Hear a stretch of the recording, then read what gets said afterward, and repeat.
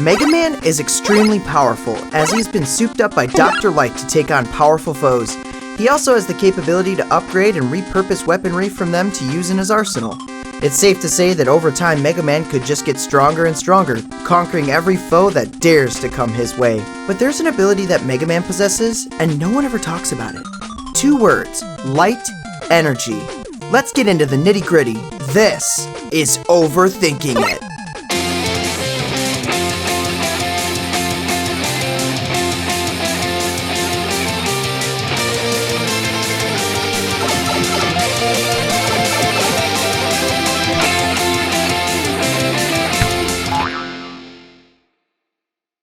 Mega Man, or if you're in Japan, Rockman.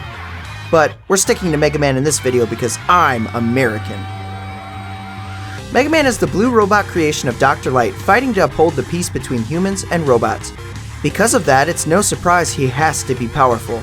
Most characters in the Mega Man universe get their name by the buster they use. Essentially, the buster is like their default weapon. Think of it as every character has one, and that is their main characteristic, like Fireman has a fire buster. It essentially makes their arm into an arm cannon and they can use it as a weapon. Hence, Mega Man utilizes the Mega Buster. The Mega Buster and Mega Man, for that matter, are powered by solar energy. The Mega Buster converts solar energy into a highly compressed yellow bullet.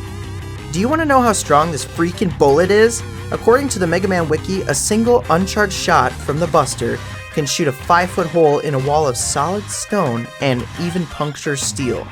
That's insane. For perspective, a brick wall could prevent most bullets from breaking through. This Mega Buster is exerting some serious force behind it. I just want to point out this small detail I learned, that the yellow bar on his Buster represents energy, just like his health. A neat touch I never realized, so I thought it was worth to point out, but I digress. So what about if it was a charged shot?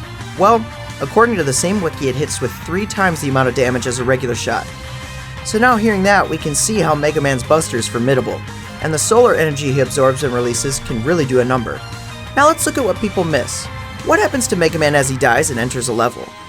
Firstly, when he dies, his body gets converted into spheres of solar energy that dissipate into the air. The same can be said by a lot of enemies. I believe, though, that this is something Mega Man chooses to do to prevent the loss of life of others, as his core is stated to be the solar core. So Mega Man is powered completely by compressed solar energy. Compressed solar energy we've already seen can do a lot of damage just based on what his Buster can release. Imagine if the much larger core powering that Buster were to explode. Now that we're midway through this episode of Overthinking It, I wanted to ask that you please subscribe and drop a like in this video. Growing on YouTube can be hard, so it really helps spread my content around. Please do it. And to make things interesting, answer this question in the comments. If Kirby copied Mega Man's abilities and then Mega Man defeated him, would Mega Man get a second Mega Buster? Could they keep this going? Let me know in the comments below. Now back to the episode. Now looking into when he enters a level, he beams in, his body turning completely and converting into a beam of light. Teleporters exist in the Mega Man universe, and it's clear that some bots can use them. However, this feels more concrete. It appears as though Mega Man turns into a physical beam of light and strikes down on the area he wants to be in. There are a couple of ways to look at how he lands where he does. One way is by an array of satellites. Mega Man turns into light and gets beamed up and redirected back down. This actually would make sense, since it begs the question, why wouldn't Mega Man just beam to the bosses? Maybe they have some sort of jammer? Except Mega Man beams right out after he beats them, so maybe not. Another running theory is that he wants to defeat the smaller bots along the way to minimize destruction and help. That does fit in line with his sense of justice, and shows why he's able to beam when he wants. So this goes beyond compressing energy and shooting it, but compressing it and converting his entire body into it. His body being compressed so much would give his beam a heck of a lot of power. If Mega Man is shooting holes through metal and stone by compressing the little energy he stores, he could utilize this ability and be like a literal lightsaber flying through the air at targets. He could fly through everything and just defeat the boss in no time. Imagine the damage he could do if he could just harness and control this. And since Mega Man's core is essentially a solar battery, as long as he can absorb that energy, he could keep going.